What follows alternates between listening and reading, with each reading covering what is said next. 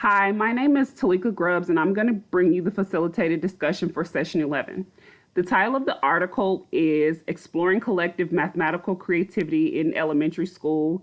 It was written by Esther Levinson, and it was published in the Journal of Creative Behavior on December 22nd, 2011. Levinson's overall research focused on two tenets. She wanted to determine how collective learning theories relate to mathematical creativity, and she also wanted to investigate the notion of collective mathematical creativity. Her two main areas of focus were the nature of mathematical creativity and the collective nature of mathematical learning. So, what is collective learning? Collective learning occurs when mathematical ideas and actions that initially stem from one person are reworked or rebuilt to produce a solution that's a representative product of a collective group of people. Defining creativity. I found this, very interesting as I was reading through the research.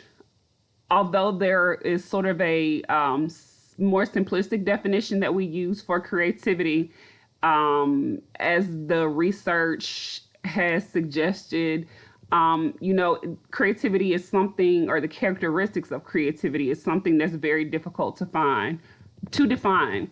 But for the purpose of the research, this is how they define creativity.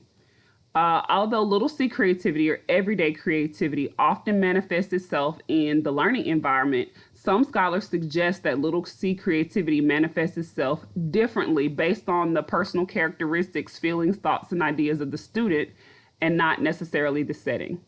Kaufman and Bagetto suggest that little c creativity gives way to mini c creativity.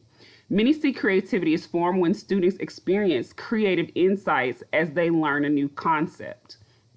Mini C creativity is a novel and personally meaningful interpretation of a person's experiences, actions, and events.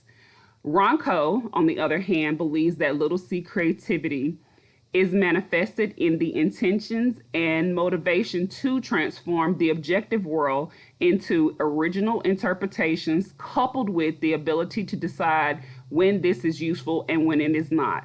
In essence, Ronco believes that little c creativity is an aspect of discretion. Divergent thinking. Divergent thinking, as we know, is a component of creativity, and it doesn't just deal with the production of random useless ideas. Divergent thinking is measured in terms of the fluency, flexibility, and originalities of produced ideas. Fluency, as we know, is the total number of unduplicated or original ideas generated.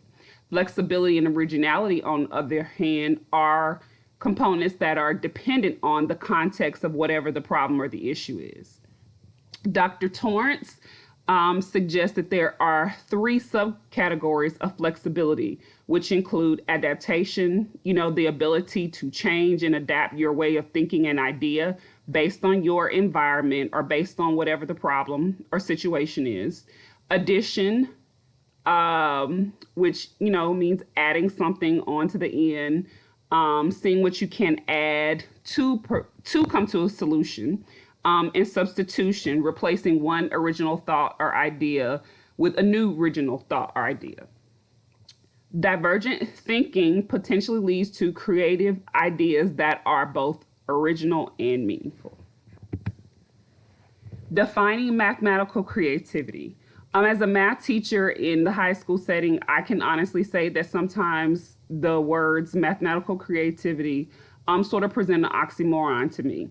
And it is because in high school, we are so pushed to make sure that we keep the pace set by ourselves or the district, and to make sure that we cover all the standards that need to be covered before EOCs or milestones or final exams or whatever it is. And sometimes I feel like as a high school math educator, it sort of binds my ability to allow my students to creatively express themselves, using the problem solving process.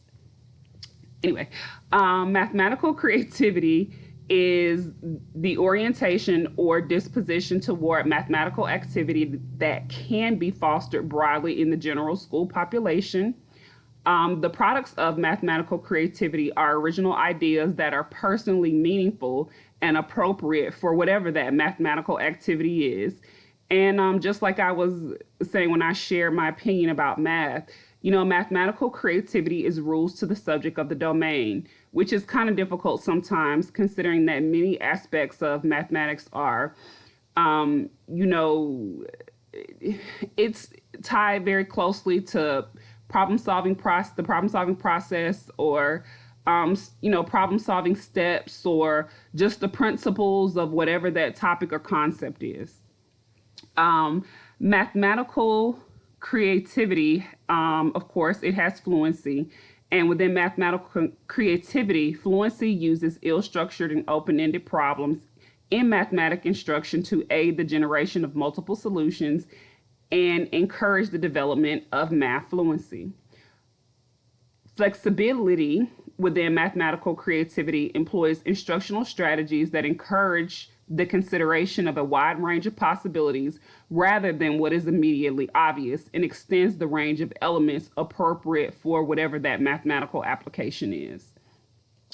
Originality within mathematical creativity examines many solutions to a singular problem or issue using different methods or strategies that help generate a different solution or a variety of different solutions.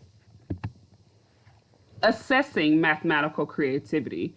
Kwan, Park, and Park suggest that mathematical creativity can be assessed by employing open-ended problems and measuring divergent thinking skills.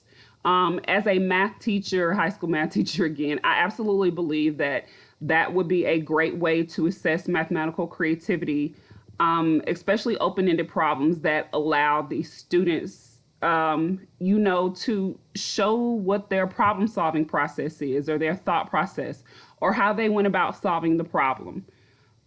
Lincoln recommends assessing students' mathematical creativity by exploring the use of multiple solution tasks. Individual mathematical creativity tends to manifest during isolated instances of problem solving, whereas collective mathematical creativity tends to manifest itself because students, learn in a classroom community, and because their thoughts, ideas, and the solutions are often exchanged, reevaluated, and reconstructed with the support of their peers or the guidance of the teacher. Therefore, the demonstration of mathematical creativity by an individual is typically the product of a collective community of learners.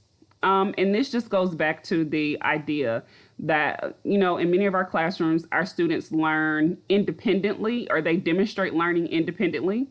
But for the most part, they work together in collective groups. I mean, many of us have them in flexible seating that allows them to work with one other student, two other students, or, maybe 3 or 4 other students.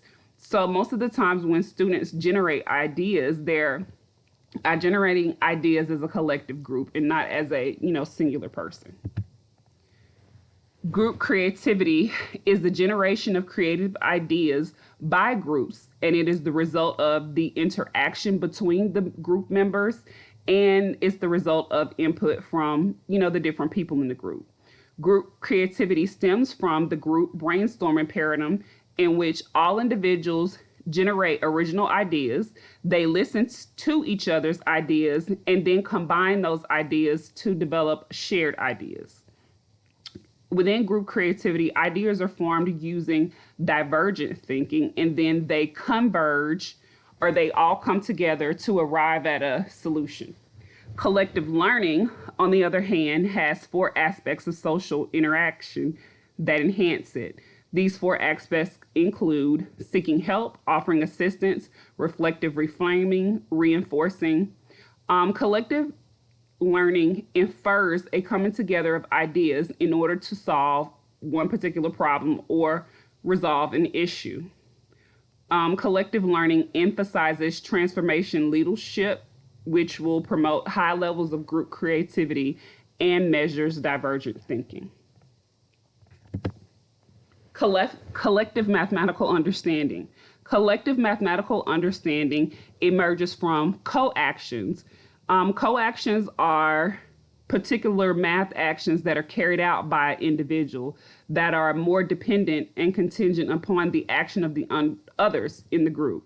Co-acting is the process in which mathematical ideas of one person is taken and rebuilt, redeveloped, reworked, and elaborated by other learners, which is what we typically do in our classroom, or what our students, typically do in our classroom.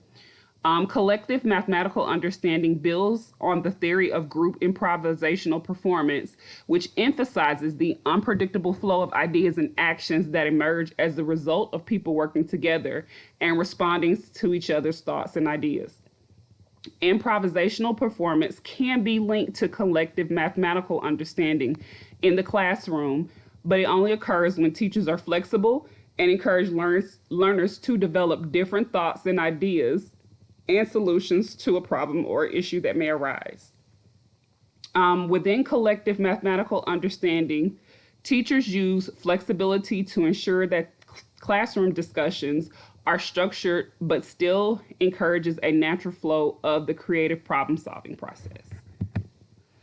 The implications of Levinson's study is to recognize two approaches to mathematical creativity, which are cognitive process, which uses flexibility, fluency, and originality to indicate the presence of creative thinking, and to develop original products with mathematically appropriate solutions. It explains how fluency, flexibility, and originality can be used to describe individual mathematical creativity and the process of developing products of collective mathematical creativity in groups. Collective learning refers to all participants, teachers, and students. Some people kind of made the assumption that the teacher is not considered a participant, but the teacher is the person that facilitates learning in the classroom, so of course they're part of the collective group. It investigates the teacher's role in facilitating and promoting collective mathematical creativity. The study explores the emergence of collective mathematical creativity and describes its nature in elementary math classes. She outlines the significance of individual mathematical creativity and explores the relationship between individual mathematical creativity and collective mathematical creativity. So future research. Levinson states that there are limitations to her research. It's based on classroom observations, and it investigated a small group of elementary classrooms. She had several remaining questions. Will the same types of tasks used to promote individual mathematical creativity promote collective mathematical creativity as well? What are the ramifications of the ages of the students? And the last one was, how might collective creativity manifest itself in a small group collaboration as opposed to whole class interactions? She ends the study by recommending that additional research be conducted. But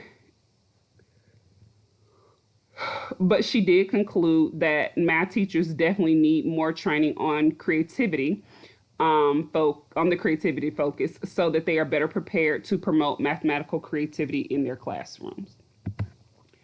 Here are my references, and here are my 2 discussion questions. If you teach math, what does collective mathematical creativity look like in your learning environment? If you do not teach math, what does collective creativity look like in your setting? Question 2 asks, fluency, flexibility, and originality are all components of both creativity and collective mathematical creativity. Explain how these 3 components of creativity manifest themselves in individuals with whom you teach or work. Thank you so much, and I look forward to reading your responses to the discussion questions. Have a good evening.